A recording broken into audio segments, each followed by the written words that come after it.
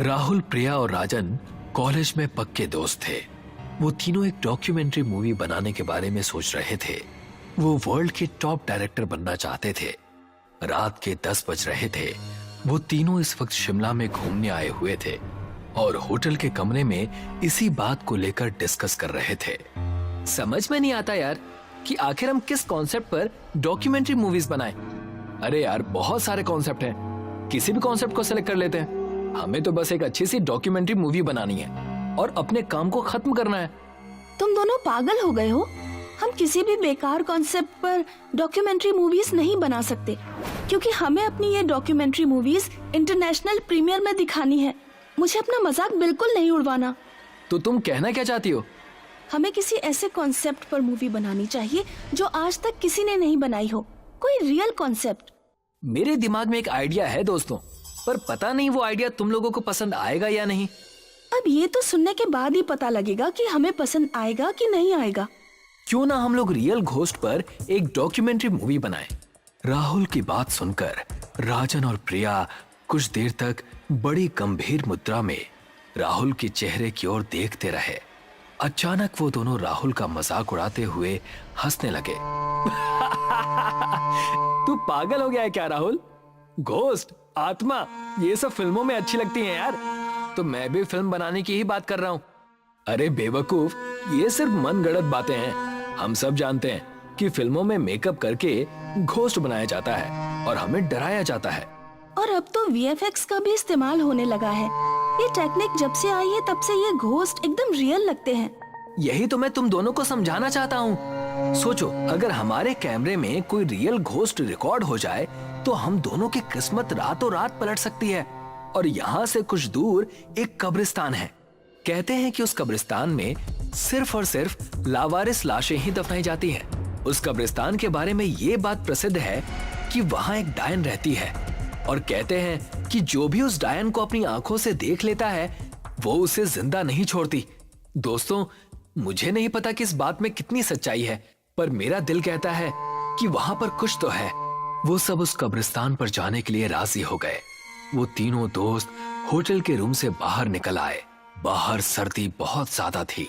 हाड़ कंपा देने वाली ठंडी शीतलहर चल रही थी। हल्की हल्की बर्फबारी भी हो रही थी। वो तीनों एक कार के अंदर बैठ गए। राहुल ने ड्राइविंग सीट संभाल ली और उसने अपनी कार की दिशा उस कब्रिस्तान की ओर कर ली। कुछ ही देर में वो उस कब्रिस्तान में खड़े थे। पता नहीं क्यों उस कब्रिस्तान के भयावता भरे सन्नाटे को देखकर प्रिया के शरीर के रोंगटे खड़े होने लगे। भयंकर सर्दी में उसके माथे पर पसीने की बूंदें टपकने लगी, मगर उसने इस डर को बड़ी सुंदरता से छिपा लिया। राहुल ने तुरंत वीडियो कैमरा निकाल लिया। राहुल अंधेरे में रिकॉर्डिंग करते ही कब्रिस्तान की गेट से होते हुए अंदर चला गया और उसके पीछे पीछे राजन और प्रिया कब्रिस्तान के अंदर चले गए, जहां घना अंधेरा था। मगर तीनों ने उस कब्रिस्तान के अंदर कदम रखा ही था कि तभी राहुल और राजन के कानों में प्रिया के दिल दहला देने वाली चीख टकराई। प्रिया, क्या हुआ तुम्हें? तुम चीखी क्यों? जल्दी से टॉर्च निकाल राजन। राजन ने तुरंत अपनी टॉर्च निकालकर जला दी, मगर उसने देखा कि प्रिया उसके सामने खड़ी हुई उन दोनों को सवालिया नजरों से देख रही थी। तुम चीखी क्यों? मैं तो बिल्कुल नहीं चीखी, बल्कि मैं तो खुद हैरान हूँ कि मुझे मेरी चीख क्यों नहीं सुनाई दी। मुझे लगता है कि यहाँ कुछ तो गड़बड़ है। एक तो हमें यहाँ पर खुद लेकर आया और ऊपर से आप बोल रहा है कि कुछ गड़बड़ है। तू सिर्फ रिकॉर्डिंग कर। अपने दोस्तों के कहने पर राहुल कब्रिस्तान के अंधेरे में शूट करने लगा। कुछ देर बाद राहुल ने अपने दोस्तों से कहा, ठीक है दोस्तों, चलते हैं। अब तो कंप्यूटर में देख कर ही पता चलेगा कि कैमरे में क्या रिकॉर्ड हुआ है। तीनों अपनी कार में बैठ गए। राहुल के चेहरे पर थकान झलक रही थी। क्या हुआ राहुल, तेरे चेहरे पर थकान कैसी? पता नहीं क्यों यार, जब से कब्रिस्तान से बाहर निकला हूँ मुझे ऐसा लग रहा है जैसे मेरे कंधे भारी से हो रहे हैं। कुछ ऐसा ही मुझे भी महसूस हो रहा है यार, लेकिन मैंने तुझे इसलिए नहीं बताया कि कहीं तो मेरी बात का मजाक ना उड़ाए। प्रिया, क्या तुम्हें भी ऐसा महसूस हो रहा है? मुझे ऐसा कुछ भी महसूस नहीं हो रहा। राहुल ने तेजी से कार अपने होटल की ओर दौड़ा दी। होटल के रूम में पहुंचकर राहुल अपने लैपटॉप से अपने कैमरे पर की हुई रिकॉर्डिंग देखने लगा। अचानक राहुल के मुंह से दर्द की वजह से हल्की सी चीख निकल गई। क्या हुआ? पता नहीं यार, बहुत सा बोझ महसूस हो रहा है, मानो किसी ने बहुत सारा वेट मेरे कंधों पर रख दिया है। अजीब बात है, कार के अंदर मुझे भी ऐसा ही महसूस हो रहा था, लेकिन अब मुझे बिल्कुल सही महसूस हो रहा है। टेंशन मत ले, मेरे पास पैरासिटामोल रखी हुई है, उसे खाकर सो जाना, तुझे आराम मिल जाएगा। लेकिन सबसे पहले रिकॉर्डिंग को देख लेना चाहिए। होटल रूम में आते ही प्रिया बाथरूम में चली गई। राहुल और राजन ने लैपटॉप की स्क्रीन पर नजरें गड़ा ली। तभी उन दोनों को लैपटॉप में कुछ ऐसा दिखा कि उन दोनों के गले से डर के कारण एक जोरदार चीख निकल गई। उनकी आंखें डर और दहशत से फटी की फटी रह गई। वो दोनों एक दूसरे के चेहरे की ओर हक्का बक्का होकर देखने लगे। दरअसल उन दोनों ने देखा कि जैसे ही वो कब्रिस्तान में एंटर हुए, एक बेहद भयानक दिखने वाली स्त्री प्रिया को अपने पंजों में उड़ाकर ले गई। उन दोनों ने लैपटॉप में देखा कि वो कब्रिस्तान में अकेले नहीं थे। उन तीनों के अलावा कब्रिस्तान बहुत से भयानक दिखने वाली आत्माओं से भरा हुआ था और वो भयानक चेहरे वाले राहुल और राजन की ओर घूर कर देख रहे थे। राजन ने तुरंत लैपटॉप को बंद कर दिया और चीखते हुए राहुल की ओर देखकर बोला, आखिर वो भयानक स्त्री कौन थी जो प्रिया को अपने पंजों में दबाकर उड़ा कर ले गई? सवाल ये नहीं है कि वो प्रिया को उड़ा कर ले गई, सवाल ये है कि फिर हमारे साथ जो प्रिया आई है वो कौन है? तभी राजन शीशे की तरफ इशारा करते हुए बुरी तरह से चीखा। राहुल ने जैसे ही खुद को शीशे में देखा तो उसके भी गले से एक जोरदार चीख निकल गई। तेरे दोनों कंधों पर कोई बैठा हुआ है राहुल। राहुल के दोनों कंधों पर भयानक दिखने वाली स्त्रियां बैठी हुई थी जो सिर्फ शीशे में ही दिखाई दे रही थी। हमें यहाँ से भागना होगा मेरे दोस्त। तभी प्रिया बाथरूम से निकलकर बाहर आ गई। अचानक राहुल के कंधे पर बोझ खत्म हो गया, मगर प्रिया का चेहरा बेहद भयानक हो चुका था। उसकी आंखों की पुतलियां बिल्कुल सफेद थी, लेकिन देखते ही देखते प्रिया एक भयानक डायन में परिवर्तित हो गई। उस डायन का शरीर लचीला था। तभी वो डायन बहुत तेजी से राहुल के ऊपर झपटी और एक ही झटके में राहुल के गर्दन में अपने दांत गड़ा दिए और उसका खून पी गई। उस डायन ने राजन को तो कुछ समझने का मौका ही नहीं दिया और उसने राजन के साथ भी वही किया जो राहुल के साथ किया था। दरअसल प्रिया को तो कब्रिस्तान में डायन उसी वक्त उड़ाकर ले गई थी। प्रिया की लाश तो कब्रिस्तान में ही पड़ी हुई थी। कुछ ही सेकंड में वो डायन हवा में गायब हो गई। अगले दिन पुलिस को होटल में राहुल और राजन की लाश मिली। पुलिस इंस्पेक्टर करण अपने हवलदार से बोला, इन दोनों की लाशों की हालत देखकर लगता है जैसे कि इन दोनों को किसी जंगली जानवर ने मारा है, मगर इस 5 स्टार होटल में जंगली जानवर कैसे आ सकता है? इन्हें किसी जंगली जानवर ने नहीं मारा साहब, ये जरूर उस कब्रिस्तान में वीडियो शूट करने के लिए गए होंगे। कुछ देर पहले मुझे सूचना मिली है कि उस कब्रिस्तान में प्रिया नाम की लड़की की लाश पाई गई है। उसके शरीर को भी चीर फाड़ कर रख दिया है। वो इन दोनों के साथ शिमला आई थी। सारा शिमला जानता है साहब कि वहाँ एक डायन का राज है। तुम ये बात दावे से कैसे कह सकते हो? देख नहीं रहे साहब, सामने कैमरा रखा है, लैपटॉप बंद पड़ा है। जरूर ये दोनों कैमरे में उसी डायन को रिकॉर्ड करके ले आए होंगे। अगर ऐसी बात है तो फिर मैं वो वीडियो रिकॉर्डिंग जरूर देखूंगा। ऐसी गलती मत करना साहब, नहीं तो आज की रात तुम्हारी भी आखिरी रात होगी, क्योंकि वहाँ कुछ तो है। हवलदार की बात सुनकर ना जाने क्यों इंस्पेक्टर करण के डर से रोंगटे खड़े हो गए और फिर कुछ दिन बाद पुलिस ने फाइल क्लोज कर दी। और लोगों की तरह उर्वशी भी हीरोइन बनने का सपना लेकर मुंबई आई थी। उसने कई जगह ऑडिशन दिए, लेकिन ऑडिशन देने वालों की तादाद इतनी ज्यादा थी कि उसको लंबी वेटिंग पर लगा दिया जाता था। और इस शहर में वो सिर्फ एक राहुल को ही जानती थी। यार राहुल, किसी प्रोड्यूसर से बात हुई? अगला ऑडिशन कहाँ होने वाला है? तुमने जो अभी 3 जगह ऑडिशन दिए थे ना, उनका क्या हुआ? दिए तो हैं, बट अभी वोटिंग में नाम आ रहा है। 1 महीना निकल गया यार। अगर ऐसा ही रहा तो वापस जाना पड़ेगा। सुनो, वैसे एक फिल्म है जिसके लिए हीरोइन की जरूरत है, वहां तुम्हारी बात बन सकती है। हाँ, सच में? क्या नाम है फिल्म का? अरे नाम हॉरर फिल्म है। नाम है कोई है। वाओ, सुनने में कितना डरावना लगता है। तुमने अभी तक मुझे क्यों नहीं बताया उसके बारे में? वो इसलिए क्योंकि डायरेक्टर ने ना शूटिंग रोक रखी है। अब क्यों रोक रखी है ये पहले कंफर्म कर लूं, उसके बाद तुमसे बात करता हूं। ठीक है। अगले दिन राहुल डायरेक्टर से बात करके उर्वशी से मिलने उसके घर पहुंचा। देखो उर्वशी, मैं डायरेक्टर से बात करके ही आ रहा हूं और वो तुम्हारा लीड रोल के लिए ऑडिशन लेने के लिए तैयार भी हैं। हाँ। That's great. तो कल तुम मुझे लेकर चलना, मैं ऑडिशन दे दूंगी। हाँ, लेकिन उसकी बात सुनने के बाद मुझे नहीं लगता कि तुमको वो फिल्म करनी चाहिए। लेकिन ऐसा क्यों? इट्स अ बिग अपॉर्चुनिटी यार। अरे जिस स्क्रिप्ट पर वो फिल्म बनाना चाहते हैं ना, वो 2 साल पहले लिखी गई है और उसने साफ कहा है कि जब भी किसी लड़की ने उस फिल्म को साइन करके काम करना स्टार्ट किया है, वो किसी ना किसी हादसे में मारी गई। अगर मारी गई तो वो उनकी किस्मत थी।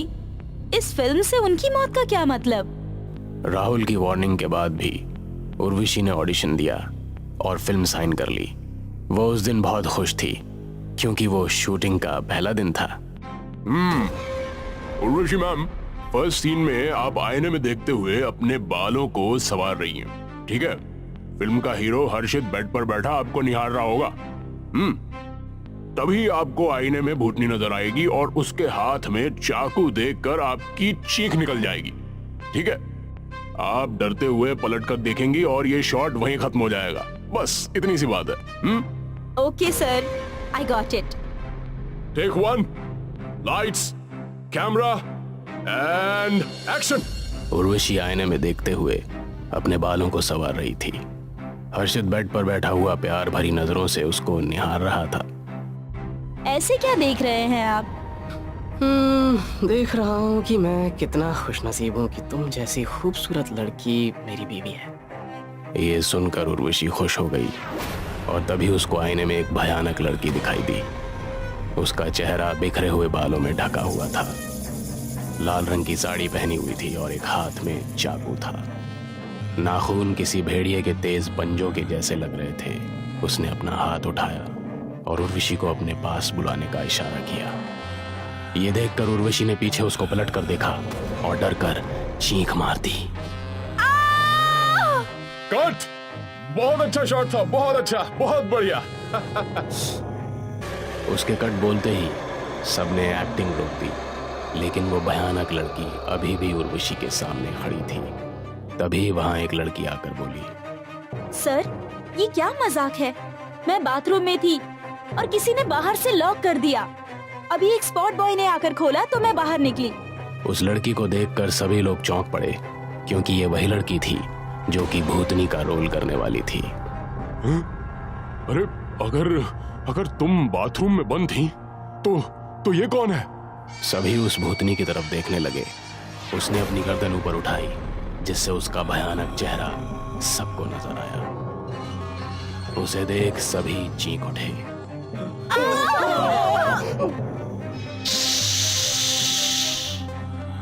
कोई है। वो ठीक उर्वशी के सामने थी। उर्वशी की धड़कनें मानो थम सी गई थी और वो खौफ से भरी निगाहों से उसको देख रही थी। कौन हो तुम? भूल गए मुझे? मैं विशाखा। ऐसा कहकर उसने हीरो की आंखों में अपनी उंगलियां डालकर उसको अंधा कर दिया।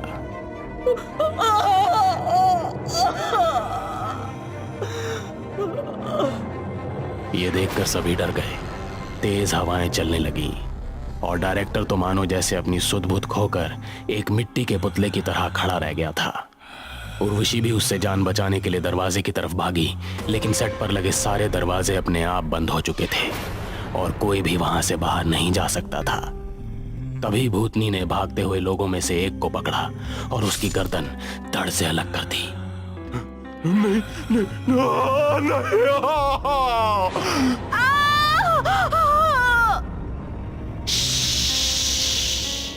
कोई है। उर्वशी इस टाइम बहुत ज्यादा डरी हुई थी। उसने सोचा भी नहीं था कि शूटिंग का पहला दिन उसके लिए इतना भयानक होगा। डायरेक्टर साहब, जरा पास तो आओ। कहाँ डरे डरे से खड़े हो? बचाओ बचाओ बचाओ। चिल्लाते हुए डायरेक्टर एक कमरे की तरफ भाग गया जिसमें कोई नहीं था। उर्वशी भी डरती हुई उससे छिपने की कोशिश कर रही थी। कौन हो तुम? क्यों सबको मार रही हो? हमने तुम्हारा क्या बिगाड़ा है? जानना चाहती हो मैं कौन हूँ? तो सुनो, मेरा नाम विशाखा है। 2 साल पहले मैं भी अपनी आंखों में एक्ट्रेस बनने का सपना लिए मुंबई आई थी। इस फिल्म के डायरेक्टर ने मुझे लीड रोल के लिए साइन कर लिया। शूटिंग शुरू होने ही वाली थी। फिर अचानक इस हर्षित ने कहा कि मैं लीड रोल के लिए ठीक नहीं हूँ। मेरी जगह अपनी किसी फ्रेंड को वो रोल करने के लिए कहने लगा। इस डायरेक्टर ने भी इसकी बात फौरन मान ली और मुझे साइड कर दिया। मुझे वो गम बर्दाश्त नहीं हो सका। मुझे मेरे सारे सपने टूटते हुए नजर आए तो मैंने इन दोनों को धमकाया कि अगर इन्होंने मेरा रोल किसी और को दे दिया तो मैं पुलिस में इनकी रिपोर्ट करूंगी। ये दोनों उस टाइम नशे में धुत थे। इन्होंने मुझे पकड़ लिया और मेरे साथ बदतमीजी करने लगे। मैं इनसे भागकर बचते हुए बालकनी में गई। वहां भी ये मेरे पीछे आ गए। मैं बालकनी से नीचे गिर गई। तभी मेरी मौत हो गई और इन्होंने मेरी लाश को ठिकाने लगा दिया। लेकिन मेरी आत्मा अब बहुत ही भयानक रूप ले चुकी है। तब से मैंने अपना इंतकाम लेना शुरू कर दिया और फिर मेरे बाद जब भी किसी लड़की ने इस फिल्म को साइन किया मैंने उसको खत्म कर दिया। ये फिल्म मैंने साइन की थी, इसलिए अब ये फिल्म कभी नहीं बन पाएगी। तुम्हारे साथ बहुत गलत हुआ, लेकिन अब तुम अपने जैसी ही मासूम लड़कियों को मार रही हो। क्या ये सही है? मैंने भी तुम्हारी तरह हीरोइन बनने का सपना देखा है। मार दोगी मुझे भी? ये सुनकर विशाखा को अपनी गलती का एहसास हुआ और वो बोली, मेरा सपना तो पूरा नहीं हो सका, लेकिन तुम अपना सपना जरूर पूरा करोगी। इस फिल्म को तुम ही करोगी, लेकिन हीरो और डायरेक्टर ये दोनों धोखेबाज नहीं होंगे। कहकर विशाखा ने हर्षित की तरफ देखा जो कि अंधा होकर नीचे पड़ा जमीन टटोल रहा था।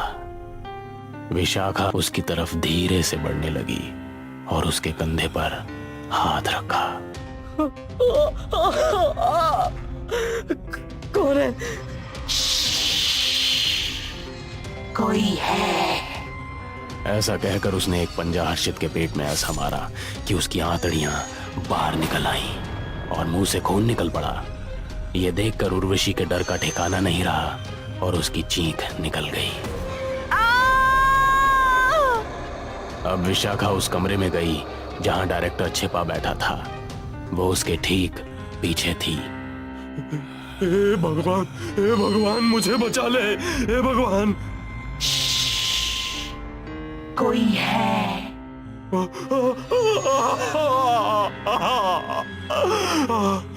उसने पलट कर देखा तो विशाखा हाथ में चाकू लिए खड़ी थी।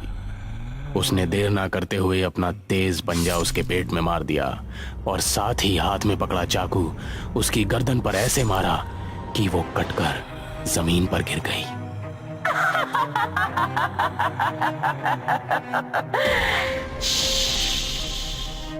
कोई